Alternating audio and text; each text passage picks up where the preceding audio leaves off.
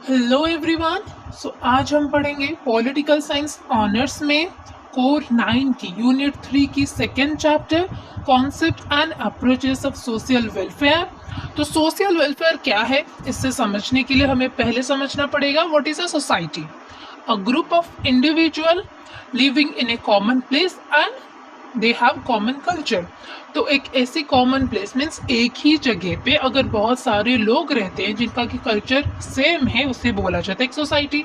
लेकिन आजकल की दुनिया में ना कल्चर अलग हो चाहे, लेकिन एक जगह पे जितने सारे लोग रहते हैं उनको बोला जाता है एक सोसाइटी। ठीक है, जैसे कि फॉर एग्जांपल गोकुलधाम सोसाइटी, उधर कल्चर में कितने सारे डिफरेंसेस है लेकिन लोग एक साथ रहते हैं।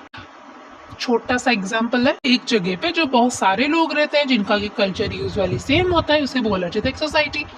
सोशल क्या होता है? Something related to society. तो सोसाइटी के साथ जो रिलेटेड है वही होता है social. Then what is welfare? ये वेलफेयर क्या है ना, अच्छे काम जो किए जाते हैं उसे बोला जाता है welfare. Doing well for general health and happiness of a group of people, providing help and care to them.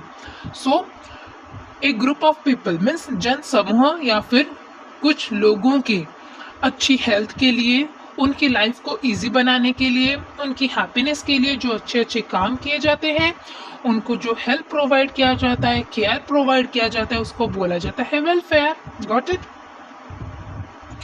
Next what is social welfare?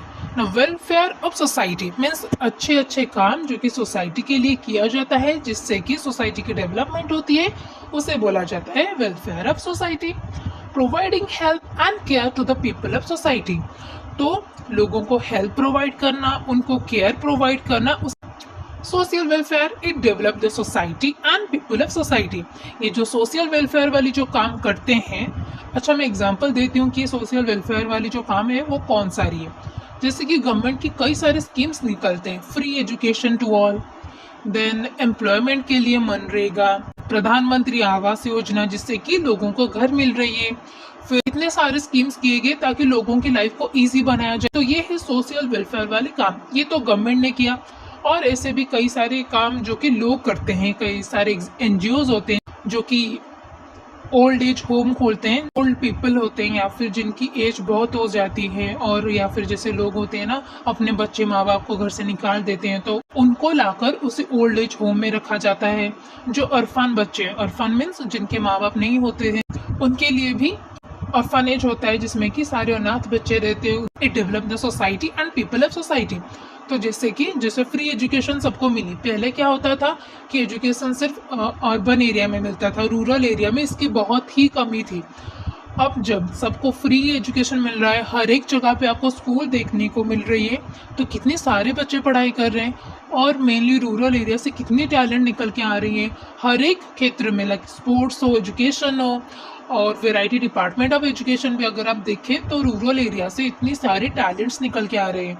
तो that is possible just because of free education to all. तो ये कितनी बड़ी काम है, got it? तो इससे society की भी डेवलपमेंट होती है और लोगों की भी डेवलपमेंट होती है। अगर फ्री एजुकेशन आज तक ना हुई होती तो कितने सारे बच्चे पढ़ाई से आज भी वंचित रह जाते, क्या वो अच्छी बात होती? नहीं होती, right? Mainly it focus on the underprivileged and disadvantage people, जिन लोगों को सुविधाएं नहीं मिलती हैं, जो लोगों के पास अपॉर्चुनिटी नहीं पहुंचती, मेनली सोशल वेलफेयर वाली कामों को उन्हीं लोगों पे ही फोकस किया जाता है। People who are going through poverty, poorness, जो कि एक ही बात है, एजुकेशन एंड अनएम्प्लॉयमेंट, इसमें सोशल वेलफेयर वाली काम में इनको भी फोकस किया जाता है। जो गरीब है, जैसे कि चावल सबको मिलता है, गॉट इट? जितने भी सारे गरीब है उनके लिए राशन कार्ड है जिसमें कि लोगों को चावल मिलता है। एजुकेशन सबके लिए फ्री बनाई गई है। अनएम्प्लॉयमेंट के लिए भी कितने सारे स्कीम्स निकल के आ रहे हैं। तो ये सारी हो गई सोशल वेलफेयर वाली काम। It solve social problems like poverty, sickness, suffering. तो इसमें जो सारी सोसाइटी के प्रॉब्लम्स है, समाज में जो सारी असुविधा है, उनको भी सॉल्व करता है ये। Generally it means service by government, volunteers और ऑर्गेनाइजेशंस। तो गवर्नमेंट भी सोशल वेलफेयर वाली काम करती है, मैंने बहुत सारे एग्जाम्पल पहले ही दे दिया है। वॉलंटियर्स भी होते हैं, आपको पता होगा कि एक ग्रुप ऑफ वॉलंटियर्स होते हैं जो कि स्ट्रीट डॉग्स को हेल्प करते हैं, कई बार जितने भी सारे एरिया के टेम्पल्स हैं, अच्छे अच्छे प्लेसेस हैं, उनको साफ करती हैं, पेड़ लगाते हैं, ट्री प्लांटेशन, राइट। तो ये सब काम भी वॉलंटियर्स करते हैं। और ऑर्गेनाइजेशंस भी होते हैं जो कि ऑर्फनेज खोलते हैं, ओल्ड एज होम खोलते हैं, जिसमें कई सारी लोगों की मदद होती है।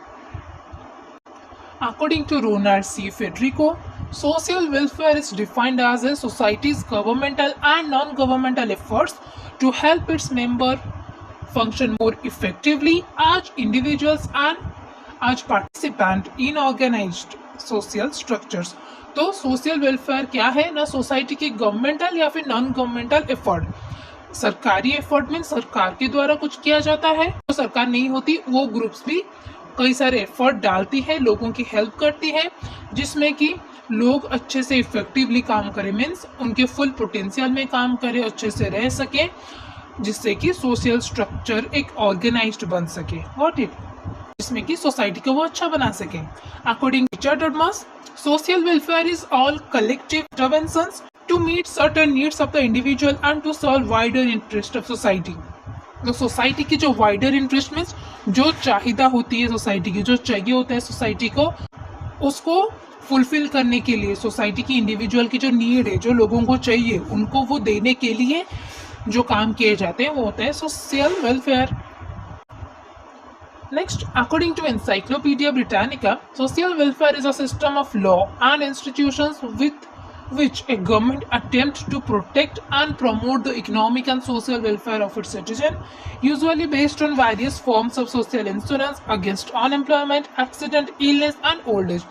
तो जो सोशल वेलफेयर क्या है, गवर्नमेंट जो लोगों को प्रोटेक्ट करने के लिए, उनकी इकोनॉमिक स्टेटस को बढ़ाने के लिए जितने भी सारे काम करती हैं, जैसे कि अनएम्प्लॉयमेंट को दूर करने के लिए, जो भी एक्सीडेंट होता है तो वो जो पेशेंट है उनको हेल्प करने के लिए, ओल्ड एज लोगों की हेल्प करने के लिए, इलनेस को दूर करने के लिए जो सारे काम किए जाते हैं, एफर्ट्स लगाए जाते हैं लोगों को इकोनॉमिक स्टेटस में प्रमोट करने के लिए, तो उसे बोला जाता है social welfare. So the next is approaches of social welfare. There are two approaches of social welfare. Number 1 is residual, number 2 is institutional. Residual क्या है ना, it says market and families can fulfil the basic needs of a human, but if it doesn't work then social policy will take care of it.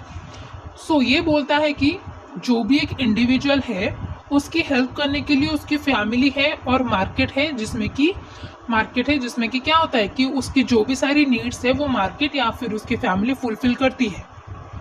लेकिन अगर ये fail हो जाए कहीं पे, तो जो सोसाइटी की जो पॉलिसी है लोगों की हेल्प करता है। The needy can find support through family and market. If not, then state will interfere. अगर एक इंसान की हेल्प मार्केट या फिर फैमिली नहीं करती है तो स्टेट इसमें इंटरफेयर करेगा और उनको हेल्प करेगा। जैसे कि स्टेट ऑर्फनेज खोल रहा है, ओल्ड एज होम खोल रहा है, जिसमें कि कई सारे लोगों की हेल्प होती है।